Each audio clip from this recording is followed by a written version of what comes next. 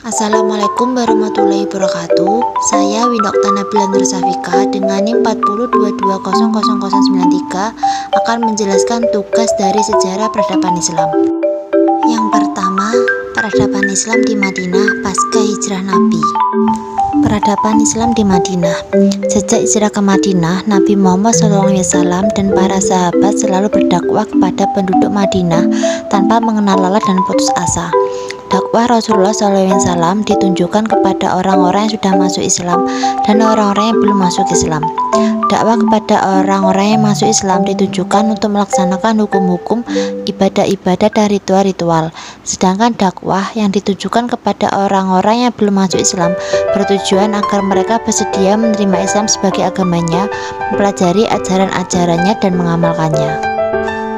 Pembangunan Masjid Nabawi merupakan usaha Nabi Muhammad SAW dalam membentuk masyarakat Islam di Madinah yang dibangun pada bulan Rabiul Awal 1 Hijriah atau September 622 Masehi.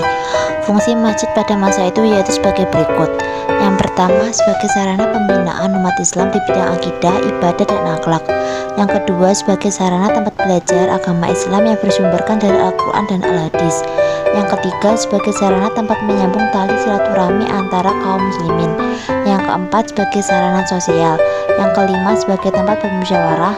Dan yang terakhir, sebagai tempat menyusun strategi perang. Untuk membangun perekonomian rakyat sekaligus sebagai sarana dalam menyebarkan ajaran Islam, Nabi Muhammad SAW dan para sahabat mendirikan pasar yang lokasinya tidak jauh dari Masjid Nabawi. Pasar yang dibangun dimaksudkan sebagai langkah untuk mendidik umat bagaimana ajaran Islam mengatur roda perekonomian dengan begitu adilnya. Pasar tersebut telah merubah sistem pasar Yahudi yang pada saat itu dengan sistem pasar Islam. Dengan kehadiran pasar yang menganut sistem perekonomian Islam, disambut hangat oleh masyarakat Madinah karena mampu menyuguhkan sistem perekonomian yang mengutamakan semua pihak, jauh dari riba dan keserakahan. Pasar Madinah inilah yang kemudian menjadi urat nadi perekonomian negara Islam yang pertama berpusat di Madinah. Nabi Muhammad SAW dalam hijrahnya di Madinah juga mempersaudarakan kaum Muhajirin dan Ansor. Kaum Muhajirin adalah orang-orang Islam dari kota Mekah yang juga ikut berhijrah ke Madinah bersama dengan Nabi Muhammad SAW. Sedangkan kaum Ansor adalah kaum yang menerima kedatangan umat Islam di Madinah.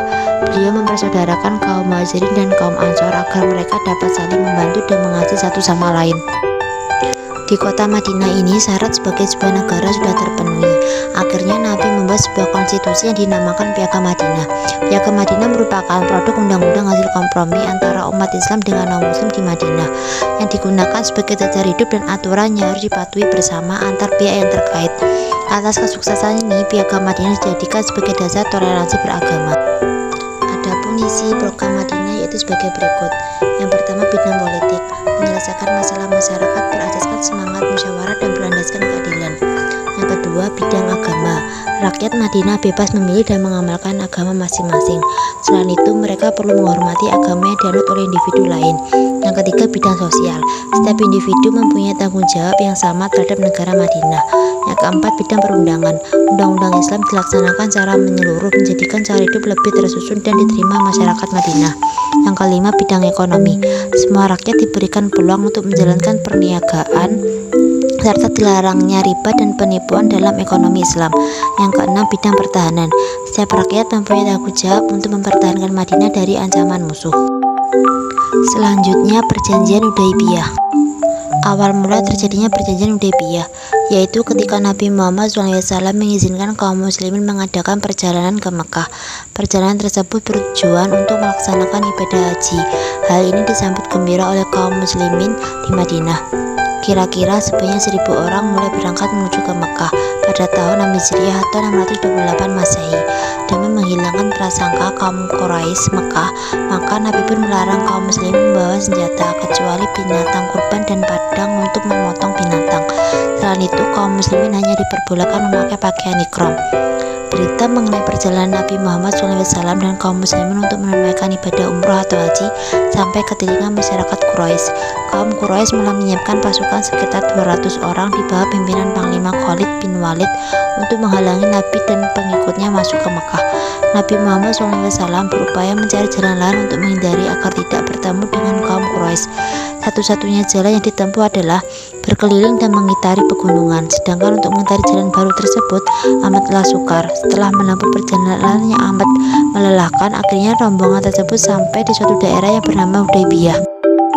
Kemudian Nabi Muhammad SAW mengambil langkah positif dengan mengutus Utsman bin Affan kepada pemuka kaum Quraisy.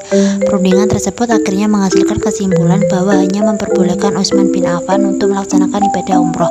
Orang-orang Quraisy akhirnya percaya bahwa kedatangan Nabi dan pengikutnya hanyalah untuk melaksanakan ibadah umroh dan bukan untuk berperang. Kemudian pihak Quraisy pun akhirnya mengirimkan utusannya untuk melaksanakan perundingan guna menghindari kesalahpahaman. Upaya untuk mencapai titik kompromi orang Quraisy diwakili oleh Suhail ibnu Umar dan kaum muslimin. Nabi Muhammad SAW sendiri ditemani Ali bin Abi Thalib. Maka pertemuan tersebut menghasilkan perjanjian Hudaybiyah. Adapun isi perjanjian Hudaybiyah sebagai berikut. Yang pertama, gencatan senjata antara Mekah dengan Madinah selama 10 tahun. Yang kedua, warga Mekah yang menyeberang ke Madinah tanpa izin walinya harus dikembalikan ke Mekah. Yang ketiga, warga Madinah yang menyeberang ke Mekah maka tidak boleh kembali ke Madinah. Yang keempat, selain warga Mekah dan Madinah dibebaskan memilih untuk berpihak ke Mekah atau Madinah. Yang kelima, Nabi Muhammad dan pengikutnya harus meninggalkan Mekah, tetapi diperbolehkan lagi kembali ke Mekah setahun setelah perjanjian itu. Kaum muslimin merasa kecewa atas hasil perjanjian Hudaybiyah. Mereka menilai bahwa perjanjian tersebut merupakan suatu kelemahan dan kekalahan dan juga ada intrik orang-orang Quraisy di Mekah.